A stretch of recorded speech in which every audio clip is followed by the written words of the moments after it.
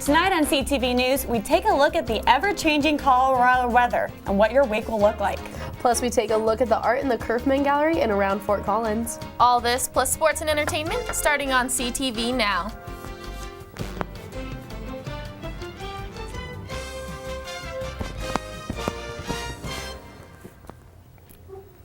Thanks for tuning in to CTV tonight. I'm Grace Reeder. And I'm Emily Biffinger. And I'm your weather anchor, Elizabeth Prasse. As you see, we have a little bit of an addition to our news team here, our weather anchor. It's been a beautiful past couple of days, and then I woke up this morning and there was snow.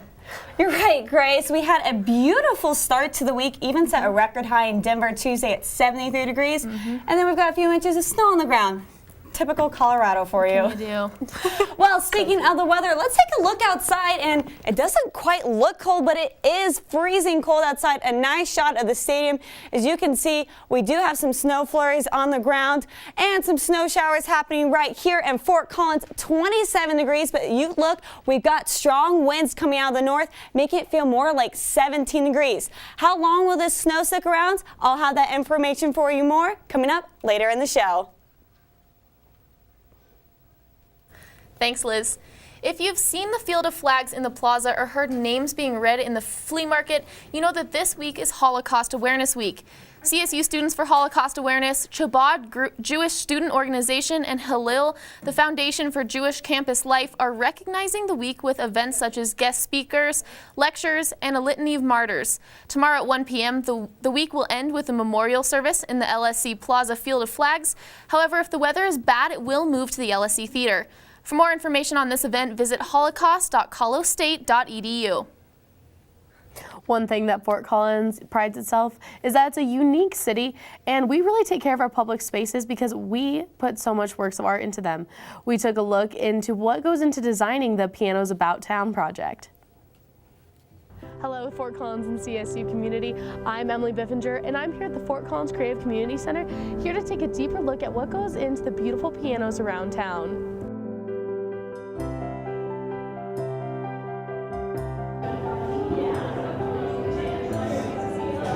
We have created, I think, over 75 pianos in the Pianos About Town project. This year, we're going to select 13 new artists to paint murals for us. My favorite part of it, it's having seen the concepts that artists, most of whom are local, bring forward, whether it be for the pavers that children design,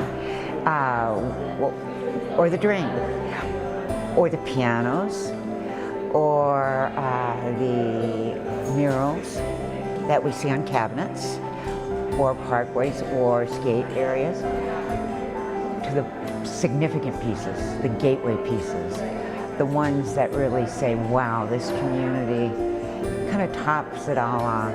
So it's that full range from the very little to the huge and the giant. We let the artist be the inspiration and create the mural. We do look for some diversity in our murals, so you can go on our website and look at the past history of our piano murals. We also look for new emerging artists that maybe have never painted with us before. They get to meet the community, and the community gets to meet them while they're painting their piano mural. If you are interested in designing a piano, please visit fcgov.com. The Fort Collins Police Department has rolled out a new, easy-to-remember police non-emergency number. The new number is 970-419-FCPD. This police non-emergency number is used to report issues or inquire information. This is not the number to call if the situation is an emergency. If you've programmed the old non-emergency number into your phone, not to fear, that number will continue to work as well. We're going to head over to our reporter, Michelangelo Bustamante, who will be discussing the dam in California and whether or not that could impact us here at home. Michelangelo? Thanks, Grace and Emily. One of the first things that comes to mind when you think about Fort Collins is Horsetooth Reservoir. It's a great place to go boating, hiking, or just spend time relaxing. Horsetooth is the lifeblood of our city, providing drinking water and recreational opportunities for the residents of Fort Collins. We're able to do this because of the collection of dams around the reservoir. These dams are a marvel in engineering and have been around since 1949. You've probably heard a lot recently about the Oroville Dam in California that nearly failed. This has created a lot of heightened concern about the safety of dams nationwide and has brought to the attention the safety of dams that keep Horsetooth safe.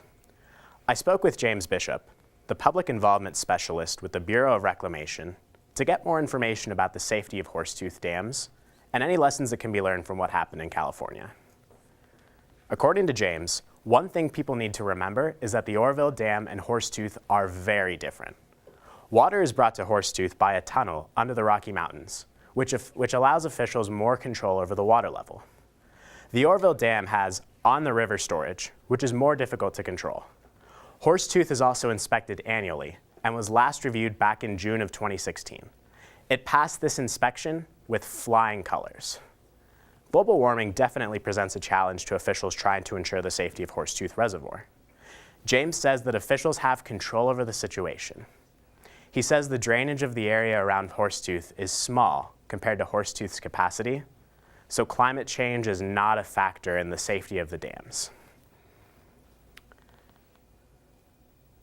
James wants to remind our viewers that Horsetooth and Oroville are fundamentally different situations.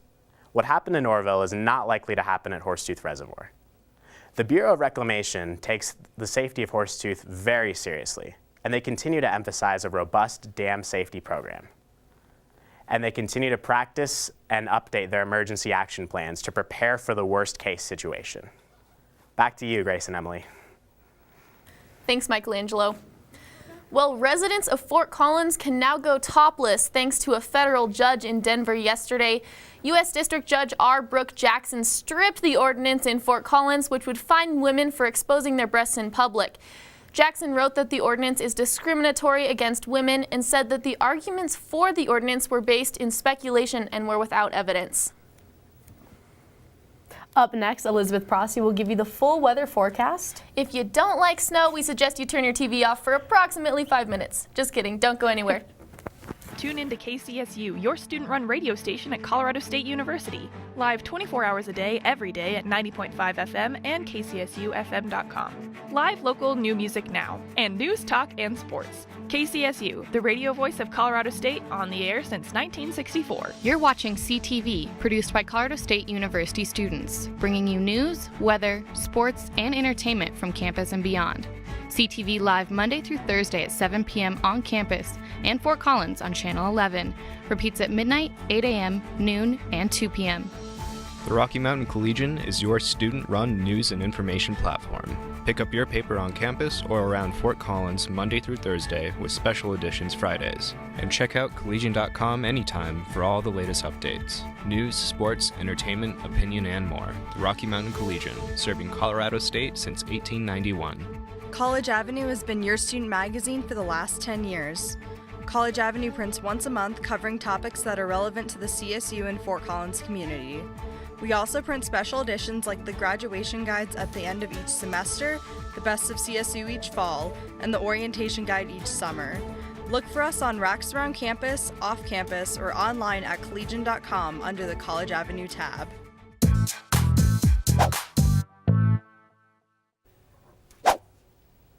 Welcome back. It is a cold night here in Colorado. Fort Collins, we're looking at a low of 17 degrees. So if you're wanting to go topless, tonight is not the night. Sorry, little too cold for you. Denver, you're looking at 19 degrees, warmer as we head down the I-25 corridor out toward the mountains. So we're seeing single digits in Gunnison, Alamosa, and in Telluride. Grand Junction, you're looking at 25 degrees for your overnight lows. Friday, you're going to want to bundle up. It's going to be a cold day with that hot scarf, jeans, and gloves. You're going to want that heavy coat and, of course, your snow boots. Not necessarily the rain boots, but definitely some boots to walk around in the snow. For the morning, we're going to see snow showers linger 18 degrees as you head out the door with that wind chill, feeling a little bit more like 10 degrees.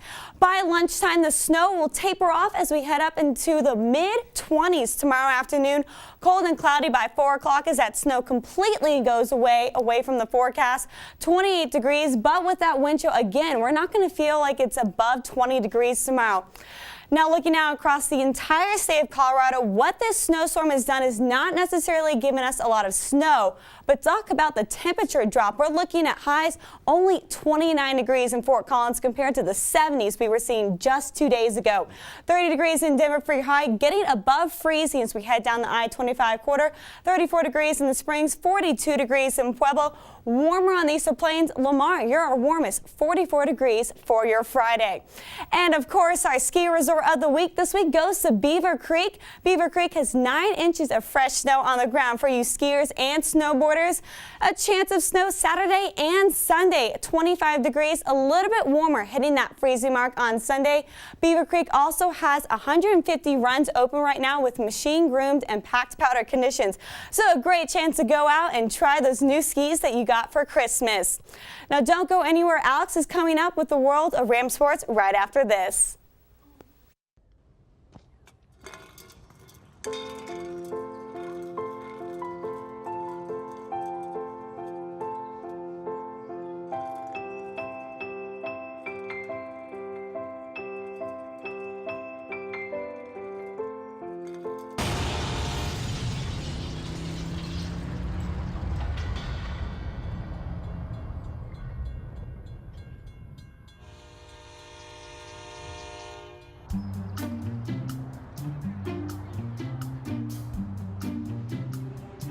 Don't worry, 74 people were picked before me in the NFL draft.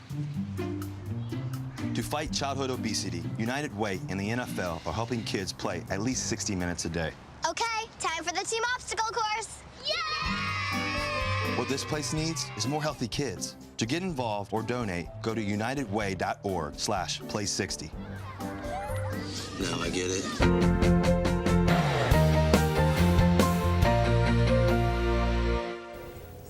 Hello Rams, I'm sports anchor Alexandria Clough bringing you all the latest in the world of Ram sports. The CSU men's basketball team picked up a huge win against New Mexico on Tuesday night at the Pit. The Rams beat the Lobos 68-56. This marks CSU's first win in the Pit since 2007. CSU improved to 11-4 in conference play and continues to hold on to the #1 spot in the Mountain West. CSU had a shooting percentage of 43.1 from the floor, and New Mexico had a percentage of 42. There were 3 key players on CSU's side that had a significant role in the game. Senior Gian Clavel had the game high of 24 points. Out of his 19 appearances this season, he has scored in the double digits in 18 of those. Emmanuel Amagbo also had another great game with his 16th double-double of the season. He had 17 points on Tuesday and 14 rebounds. Sophomore guard Prentice Nixon also had a great game as he contributed 11 points. On New Mexico's side, Elijah Brown was their leading scorer with 20 points. The Rams play next here in Fort Collins at Moby Arena this Saturday at 6 at night for the Orange Out game against San Diego State. Last night was also a huge night for the CSU women's basketball team. They beat the New Mexico Lobos 58-55. This win brought the Rams to their 4th straight Mountain West regular season title. Ellen Nystrom had a double-double last night as she finished with 22 points and 10 rebounds. Ellen Gustafsson also had a double-double with 11 points and 11 boards as well. This Swedish duo was also won their 100th CSU career game last night. Mayan Ham also had a good game, contributing 10 points. The Rams head on the road to San Diego State this Saturday to play the Aztecs. The CSU men's and women's track and field team continue to bring home Mountain West honors. Kelsey Beddard was announced as this week's Mountain West Indoor Track and Field Athlete of the Week. This honor marks the 12th Mountain West Athlete of the Week this season for CSU. The track and field team participated in the Rocky Mountain Classic last weekend. Preston Williams had a long jump mark of 24 to 6.25. This mark won him the event, and this was the longest mark by any Mountain West athlete this season. The track and field team heads to New Mexico this weekend for the Mountain West Indoor Track and Field Championships. The CSU softball team has finally kicked off their season with a Texas Classic 2 weekends ago and the DeMarini Classic this weekend. The Rams finished with a 3-1 record this weekend. Transfer pitcher Kaylin Pierce had a great game on Sunday as she had a complete game shutout against Weber State. The Rams have a full week off until next Tuesday when they have their season home opener against Northern Colorado at 3 in the afternoon.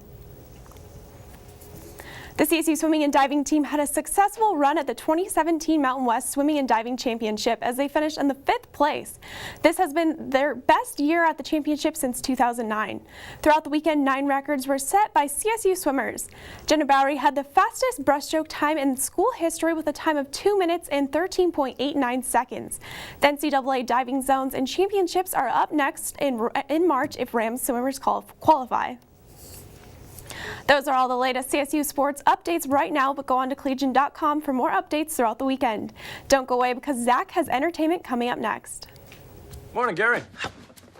We are GetSchooled.com. You want a college education, don't you? You know you do. That's why we're here. We're free and here to guide you through every step of the way, starting with attendance. Gary, financial aid forms.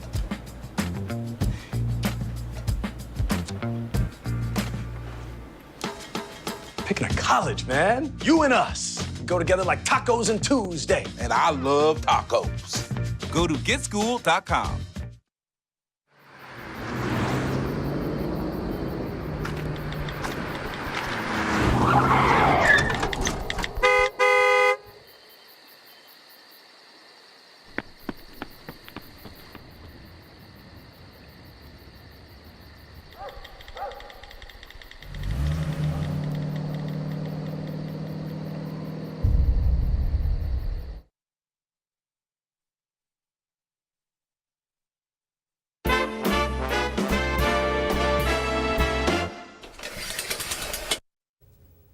Thanks for hanging around. I'm Zack Tombeta, filling in for Delaney Herring today.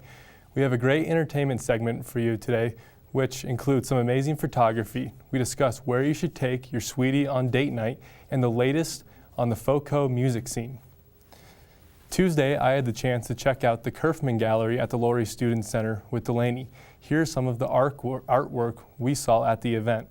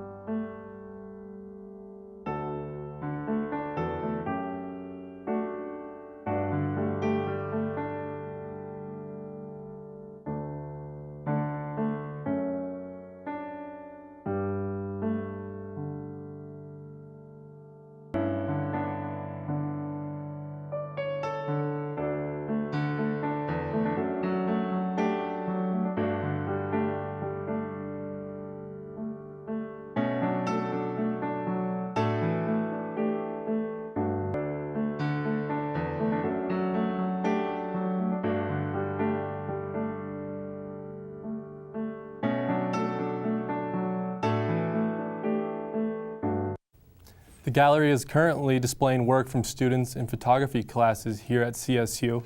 Get over and check your peers' awesome work. The photography show closes in 6 days. Temperatures are expected to drop into the 30s this weekend, so why not grab some popcorn and warm up your love life? I propose you go see the new movie Get Out, which is directed by Jordan Peele, the popular Comedy Central comedian from the show Key and Peele. The horror, comedy, and thriller film follows a young African-American man as he meets his girlfriend's parents for the first time, who struggle with their daughter being in an interracial relationship.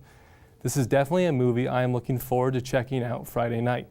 You never know, you might meet your significant other's parents soon. Not in the mood for a movie? The Aggie Theater is hosting a doubleheader Friday night, opening with comedian Todd Barry, who is a part of the Aggie stand-up series. Barry has performed stand-up on TV for Jimmy Kimmel and Conan O'Brien. Doors open at 6 in the evening and goes until 9. General admission tickets are $20. It's not just comedy at the Aggie this Friday. Hieroglyphics and the Think Air crew return to cap the night off. The group Hieroglyphics is an underground hip-hop band from Oakland. General admission tickets are $25 and the doors open at about 9:30. Despite the snow, it's looking like it will be a great weekend. Check out some amazing student photography, go see a great comedy, or head to the Aggie when your weekend is done. Be sure to check out CTV Sports on Monday with Olivia Landis and Carly Schwarzkopf. Plus, we will update you with breaking news, sports, weather, and entertainment on our YouTube page. That's all I have for you tonight, Fort Collins. Have an amazing weekend. And lastly, we are going to leave you with a picture of Ram Life Entertainment anchor Casey Robinson. Enjoy.